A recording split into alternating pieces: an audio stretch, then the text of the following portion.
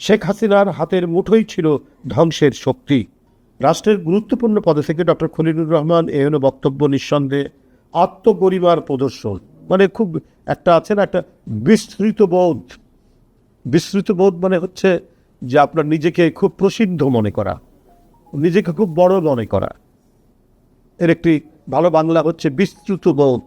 এই বিস্তৃত বোধ বা আত্মগরিমার প্রদর্শন এই সমস্ত উপদেষ্টাদের মধ্যে রয়েছে এবং তার এই বক্তব্য নিঃসন্দেহেই দৃঢ়বেশিন্দীমূলক। ডক্টর খলিলুর রহমান জনাব তারেক রহমানের রাজনৈতিক বিশ্বাসযোগ্যতা বিনষ্ট এবং জনগণকে বিভ্রান্ত করার এবং মানুষের মাঝে তার মর্যাদা ক্ষুণ্ণ করার হীন উদ্দেশ্য নিয়েই এই বক্তব্য রেখেছেন, যা দুর্ভাগ্যজনক বিভ্রান্তির কবলের মধ্যে পড়ে। তাকে মনে রাখতে হবে, বাংলাদেশ অনির্বাচিত কর্তৃত্ববাদের অনুকূল সমাজভূমি নয়। তিনি তার কথাবার্তায় আচরণে বিগত কিছু দিনে ধরাকে সরা জ্ঞান করতে শুরু করেছেন।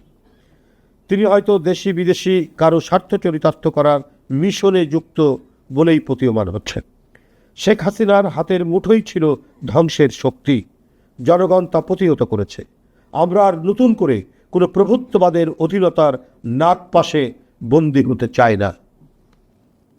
এক্ষণে দেশের জনগণের সম্মুখে প্রশ্ন চিহ্ন দীর্ঘ হচ্ছে যে খলিলুর রহমানের মতো একজন বিতর্কিত এবং করিডোর চ্যানেল বন্দর বিদেশিদের হাতে তুলে দেওয়ার ষড়যন্ত্রের কুশীলব বলে পরিচিত কি করে জাতীয় নিরাপত্তা উপদেষ্টা হিসাবে নিয়োগ পান? এই প্রশ্নটি কিন্তু এখন খুব বড় হয়ে দেখা দিয়েছে। খলিলুর রহমানের অজানা থাকলেও দেশবাসীর অজানা নয় যে তারেক রহমানকে কি কারণে কোন পরিস্থিতিতে লন্ডনে যেতে হয়েছে। সেখান থেকে তারেক রহমানকে বিশ্বের নিষ্ঠুরতম একটি জগদ্দল ফ্যাসিস্টের বিরুদ্ধে লড়াইয়ে নেতৃত্ব দিতে হয়েছে।